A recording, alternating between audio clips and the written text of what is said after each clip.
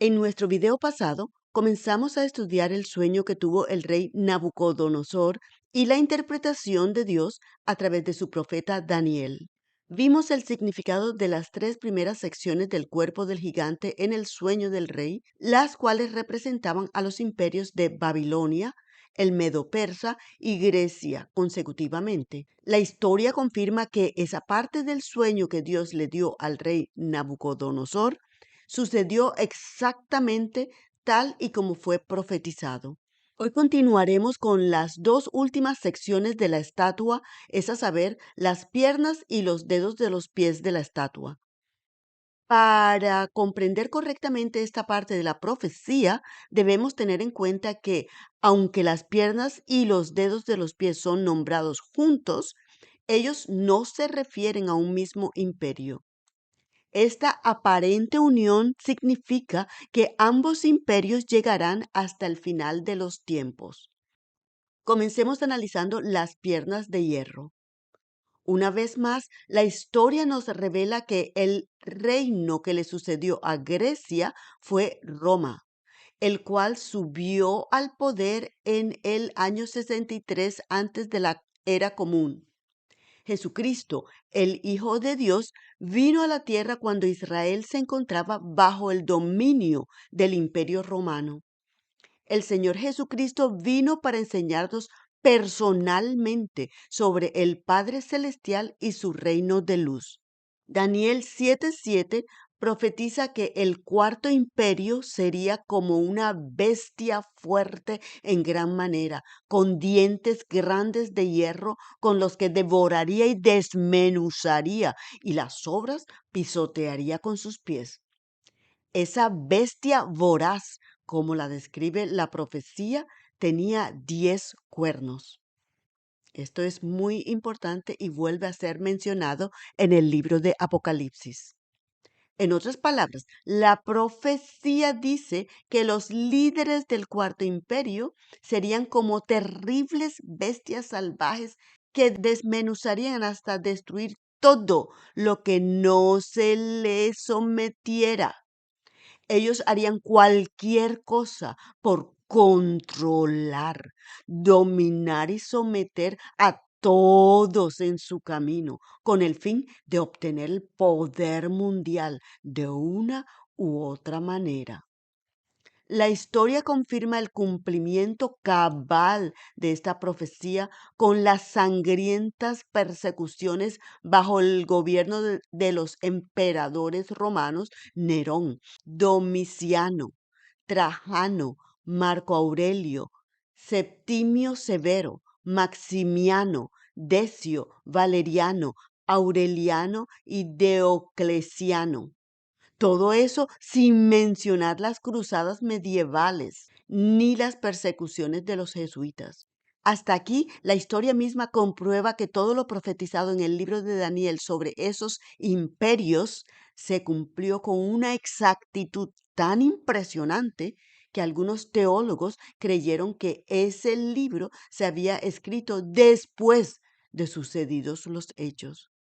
Ahora, en cuanto a los dedos de los pies de la gigante estatua, esa sección se refiere al imperio que subiría al poder después de derrocar al imperio romano.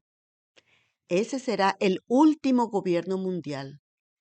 Acerca de ese último imperio, Daniel 2, 41 y 43 dice, ahora viste los pies y los dedos que son en parte de barro de alfarero y en parte de hierro. El reino será dividido, pero habrá en él algo de la fortaleza del hierro.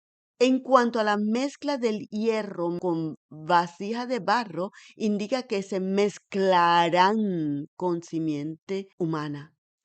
La profecía está revelando que tanto el cuarto reino como el que le seguiría tendrían la dureza del hierro.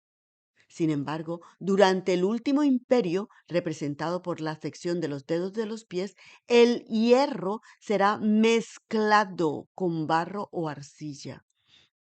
El barro o arcilla representan la parte humana, según Isaías 29:16, también Isaías 64:8 y Jeremías 18, versículos 5 y 6. El hierro es la parte cruel, inflexible, dura. El versículo 43 de Daniel 2 revela que el hierro mezclado con tiesto de barro significa que se mezclarán, en plural, con simiente humana. En otras palabras, algo que no es humano se mezclará con los seres humanos durante el último imperio.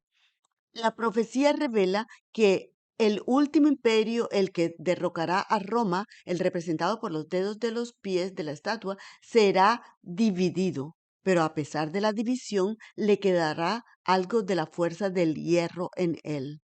Ese detalle vuelve a ser mencionado y enfatizado en el libro de Apocalipsis, pero esas revelaciones de Apocalipsis las iremos estudiando más a fondo a medida que avanzamos. Daniel 2, versículos 44 y 45 indican que tanto el imperio representado por las piernas como el representado por la de los dedos de los pies tendrán parte en el último gobierno mundial. Los versículos dicen, y en los días de estos reyes, el Dios del cielo levantará un reino que nunca jamás se corromperá, y este reino no será dejado a otro pueblo, el cual desmenuzará y consumirá todos estos reinos, y él permanecerá para siempre. De la manera que viste que del monte fue cortada una piedra, no con manos, la cual desmenuzó al hierro, al metal, al tiesto, a la plata y al oro.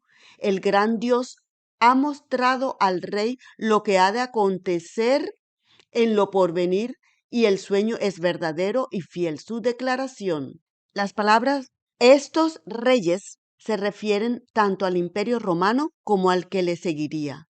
El reino que Dios levantará se refiere al reino eterno de Jesucristo, el Rey de Reyes, el cual no se corromperá ni será conquistado por ningún otro. Por el contrario, en ese entonces el reino de Dios desmenuzará y consumirá a todos los reinos humanos, y él permanecerá para siempre. Para resumir lo visto hasta aquí, Dios mostró a través de un sueño que tuvo el rey Nabucodonosor los gobiernos imperiales que someterían y oprimirían al pueblo escogido por Dios, es decir, a la nación de Israel hasta el fin del mundo. Un gobierno imperial es la organización política de una nación que extiende su dominio a otros pueblos o naciones y que, en general, tiene el poder centrado en un emperador. En otras palabras, una persona tiene todo el poder controlador de los territorios que ha sometido con tiranía. Si esta definición le recuerda la forma del gobierno de Nimrod, es por diseño, no por coincidencia. Los gobiernos o imperios mostrados en el sueño del rey Nabucodonosor no son necesariamente los peores del mundo. Ellos simbolizan la manera en que los gobiernos de esta tierra dominan o reinan. La Biblia profetiza y la historia confirma que a mayor o menor grado los gobiernos terrenales reinan o dominan oprimiendo, sometiendo, esclavizando y controlando impíamente todo lo que tiene vida en esta tierra. Aunque con esto terminamos nuestro estudio de hoy, no quiero cerrar el tema sin dejar una breve meditación sobre la lección que podemos aprender a nivel personal a través de este estudio. Dios fundó a su nación especial y quiso ser su rey y Dios. Sin embargo, ellos prefirieron tener a un Dios visible y reinar conforme a los reyes de la tierra. Sin ellos saberlo, ellos demandaron reinar conforme a los patrones del rey y Dios de este mundo, es decir, según el reino de las tinieblas. Como Dios no obliga a nadie a seguirlo, Él les concedió la petición de su corazón, lo cual trajo como resultado esclavitud, tanto física como espiritual, una y otra vez. De la misma manera, Dios desea ser nuestro Dios y Rey personal. Sin embargo, Él no nos obligará a aceptarlo, pues Él es un caballero que aunque nos creó para reinar con Él, Él desea que le aceptemos y amemos voluntariamente. Dios no nos obliga a la fuerza a amarlo, obedecerlo ni a seguirlo. Esa es la gran diferencia entre el Dios altísimo y el Dios de este mundo. El Dios de este mundo somete a las gentes con crueldad y las domina con tiranía para controlarlos y esclavizarlos a través del pecado. La persona que practica el pecado vivirá como la nación de Israel, es decir, de cautiverio en cautiverio, de esclavitud espiritual en esclavitud espiritual, pues el objetivo del enemigo es la destrucción total del ser humano hasta arrastrarlos al infierno eternamente. El Dios Altísimo desea que de manera voluntaria aprendamos a reinar en esta tierra según su imagen en nosotros, es decir, en santidad, apartados del pecado. Solamente si lo hacemos, si aprendemos a vivir o reinar en santidad, podremos un día ir a reinar con Dios por toda la eternidad. Entonces, como he dicho en varias ocasiones, cada ser humano es libre de escoger a quién servir. Sin embargo, jamás debemos olvidar que al que escojamos, de ese nos hacemos esclavos, ya sea del Dios Altísimo para vida eterna o del Dios de este mundo a través del pecado, es decir, al diablo para condenación eterna en el infierno. Y con esto cierro la meditación.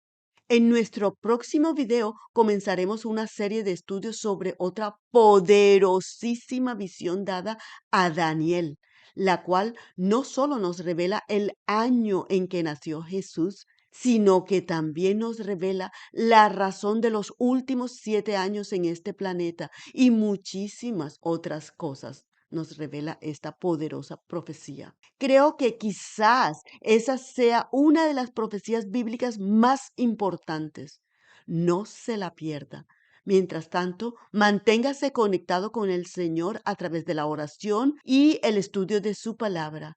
Él viene pronto. Hasta entonces, bendiciones.